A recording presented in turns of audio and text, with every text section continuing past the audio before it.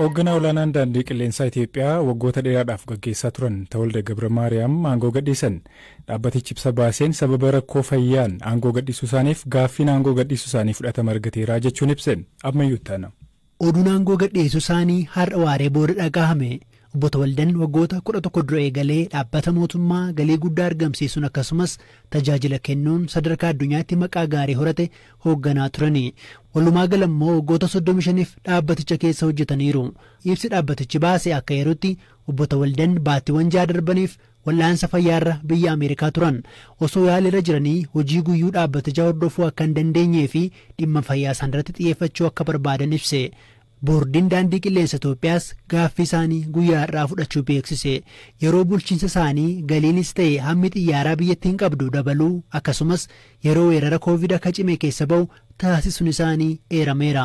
Namni isaan bakka bu'us yeroo dhiyootti akka ibsamu himame. Akka ibsa bahetti Obbo Girmaa Waaqeen walitti qabaa boordii dhaabbatichaa ta'uun muudamaniiru. Obbo Girmaan kana dura hojii gaggeessaa olaanaa daandii qilleensa Itoophiyaa ta'uun tajaajilaniiru. Dhaabbatichi fagoo akka imalus kanneen bu'uura kaa'uun maqaan isaanii gaariin ka'uudha.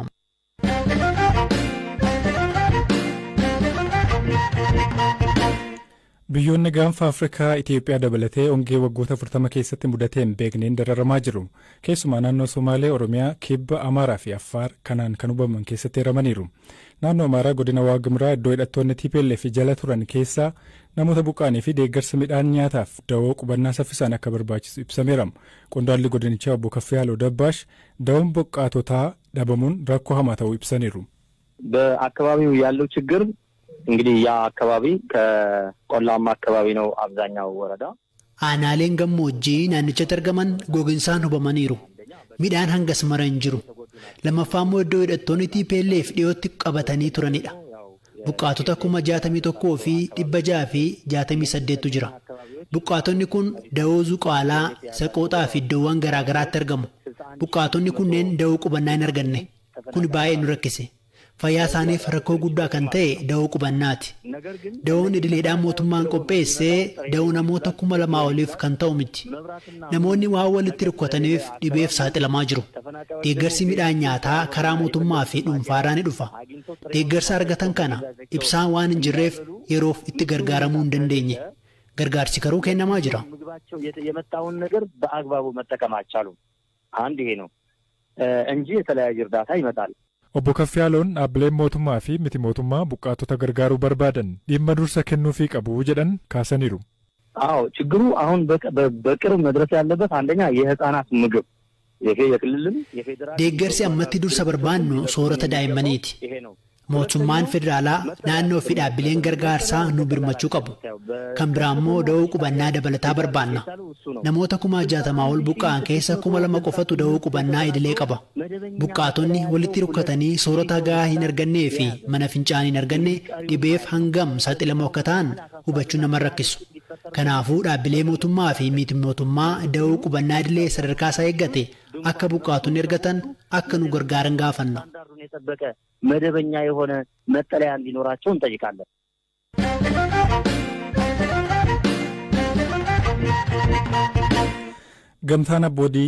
Gamtaan abbootii gadaa Oromoo ajjeechaa abbaa gadaa fi miseensota gadaa ilaalchisee sirni gumaa baasuu akka raawwatamuuf waliigaltee raggaamuu ibseera.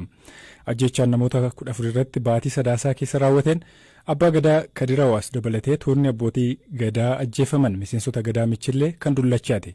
Mootummaan jalqaba kan ajjeese hidhattootaa jedhus adeemsa keessa qondaaltonni mootummaa kaan mormuun booda ajjeesuu amaneera. Abbaan gadaa Tuulamaa fi barreessaan gamtaa abbootii gadaa Oromoo Goobanaa Olaa meeshaaleen waraanaa yeroo ajjeechaan raawwate fudhataman maatiif kennamuu himan. Ammayyuu taanaattuu dubbisee jira. Mootummaan ajjeese jedhamane akkamiin isinii haadhumattu jedhee gamtaan gaafate. Akka duudhaa fi safuu Oromootitti naa haadhumattu jedhe miseensi gadaa michillee. Akkamitti dhumatti ka jennu adaamarratti teenyee waan na saaman san naa haa deebisan. Gumaa kiyya naa haa kaffala.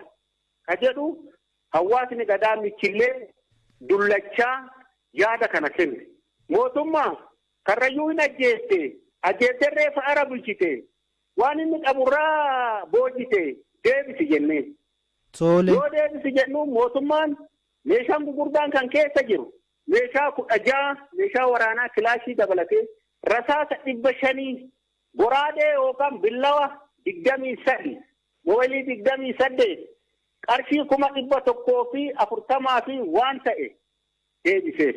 Tole yoomi gaa kuni? Guyyaa kaleessatti gabaafne malee oolee bulee jira. Tole amma dubbiin araaraan dhumte jechuudha. Kanaafuu namni nama kana ajjeese, namni nama kana harkaan abbootii gadaa keessattuu qabee ajjeese to'annaa jala haa oolan jira. Namni sagalii mootummaa naannoo Oromiyaa kan bobbaase dabalatee namni sagalii hidhaa jala oolee jira. Sanis agarree jira. Saniin booda maaltu ta'a? Gumaan kiyya naa haa murtaa'u gamtaan qabee gumaan murtaa'ee waarratee gumaan karrayyuu kaffalamuuf adeemsarra jira hoo. Tole torban darbee qaalluu karrayyuu yeroo dubbisne dubbiin keenya gumaan hin dhumtu jedhanii komatarii turan gumaasiin fudhannu jedhanii turan amma walii galan jechuudha. Wanti amma ummata Itoophiyaa kana raasaa jiru, wanti amma ummata Oromoo raasaa jiru siyaasa fi gadaa walitti fidu. Siyaasa fi gadaa walitti dhufu. Nuti mootummaan tunis jiraattu. Mootummaan tunis baddu. Sirni gadaa keenya hin badu. Rakkinni amma mootummaa Oromiyaa raasaa jiru kijibaa fi dhara.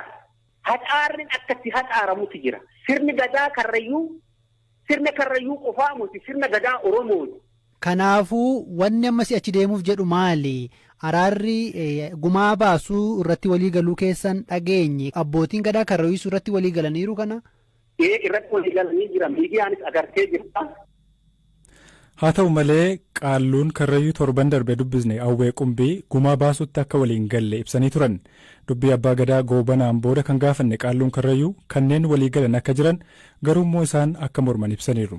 Miidiyaalee garaagaraatiin dabru amma gaa uummanni karrayyuu nuti waan kana irratti waliin galle manguddootu milkishoomeetti gale jettu kana waan dhaganiif miidiyaadhaan ibsa kennaadha. Isarratti morminee wal dinnee daankaane haa ta'u garuu manguddoo muraasa duraan itti laffaanee aggeenye wanni kun haa dubbannu jettee manguddoon nu bira namni manguddoon sadii achi hafanii kun morminee biraa ba'an akkasii yoo dhugaa waliigalteen akka afuma dheengaddaati jettuu jarri waliigalee jira akka karrayyuutti fudhataman qabutti siin jedhe sun akkuma saniin jira. Koomishiniin mirga namoomaa Itoophiyaa ibsa galgala har'aa baaseen adeemsi araaraa itti gaafatama akka hin danqine gaafateera.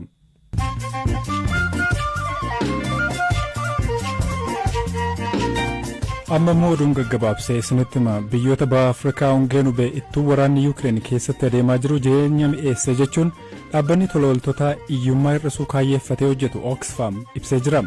Dhaabbatichi taateen kun lammiilee baha Afrikaa miiliyoona 28 ta'an beelaaf saaxile jechuun yaaddoo qabu ibseera. Poolaand dippiloomaatota Raashiyaa 45 basaasummaan shakkuun ariyatte. Dubbi himaan ajaalaa Poolaand akka jedhanitti dippiloomaatonni Raashiyaa 45 kanneen ariyataman biyyattii irratti basaasuun shakkamuun himamee jira. Oduun saatii kanaaf qabadhe isaan kana turan.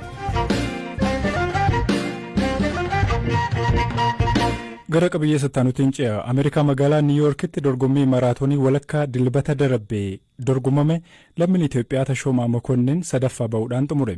Haa ta'u malee harka qaxxaamursee mormii dhageessee ture. Tashoomaan Tigraayitti duguuggaa sanyiitu raawwate jechuun himachuun akka dhaabbatu gaafateera. BBC'n atileetii kana kan quunname yoo ta'u maaliif akka mormes gaafateera. ተመረኽቲ እንኳን ተወላዲ ትግራይ ምስ ህዝቢ ትግራይ ጽቡቕን ሽግርን ኩሉ ዝሕለፍኩ ani kaniin balaaleffadhe mootummaa Itoophiyaadha. Mootummaa Itoophiyaa fi ministeerri muummee Abiy Ahmeditu rakkoo kana hunda uume. Ammas rakkinichi akka furamuun barbaada. Ministeerri muummee Abiy Tigraay keessa hambaa keenya mancaaseera. Uummanni Tigraay duubatti akka deebi'u taasiseera. Kunis dogoggora. Seera addunyaa kan cabsu waan ta'eef mootummoonni addunyaa xiyyeeffannoo irratti kennanii rakkoo keessaa akka baanu fala akka nuuf kennaniifan morme. ኣብ ህዝቢ ትግራይ ካብቶም ይህሉ ሽግርን ፀባን መፍትሒ ንኽህቡና የአነት መግለፂ ሂበ ማለት እዩ። Atileetiin kun badii Tigraayitti dhaqqabeef qondaaltota TPLF kan mootummaan Itoophiyaa yakku hin balaaleffanne.